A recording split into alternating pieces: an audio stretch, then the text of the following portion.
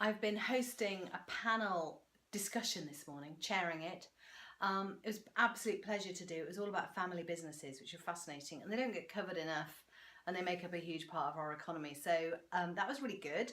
And there were 3 panelists, and what I liked about the event, which I can offer as good instruction if you're putting on a panel event, is to have energy, rapport, and think about the audience. So how do you go about getting the energy in the room? Well, this comes about by giving the panel members permission to be themselves, to chip in, treat it like a discussion as opposed to being, sitting back and waiting to be asked questions and that sort of thing. That's really important.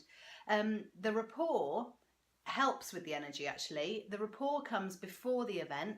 So I always liaise with my panelists, even if it's on email. I know people are really busy. So I talk to them, I tell them exactly how it's going to work, what time to turn up, what topics and themes we're going to cover, and how it's all going to be really good, and we really appreciate their time and make people feel really wanted and loved. And if you do get a chance to meet them or have a phone conversation with them, all the more grist for your mill. I'm always saying that, aren't I? Grist for your mill. I didn't say it today though, even though we were in the northwest where there are a lot of mills. So yeah, that's it. And the other thing was audience. Think about your audience. So you've invited your audience. Why do you want them there? What do you want them to do, know and feel? What do you want them to do when they go away? What do you want them to know? And how do you want to make them feel? And I think that the panel chair can tackle a lot of that, frankly. And there might be a message that you want to convey, but maybe the panel chair would do that subtly, rather than with a sledgehammer. We want you to buy our product, but that's not quite how it works as panel chairs. You want to give the audience something extra.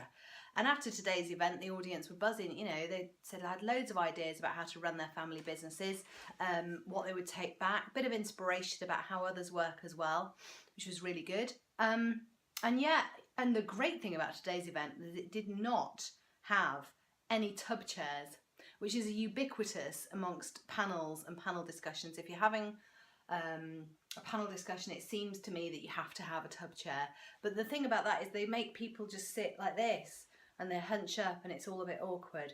So I say no to tub chairs, but yes to energy, rapport and audience. So there you go, 3 points to consider when you're putting on a panel event, because no one likes a boring one.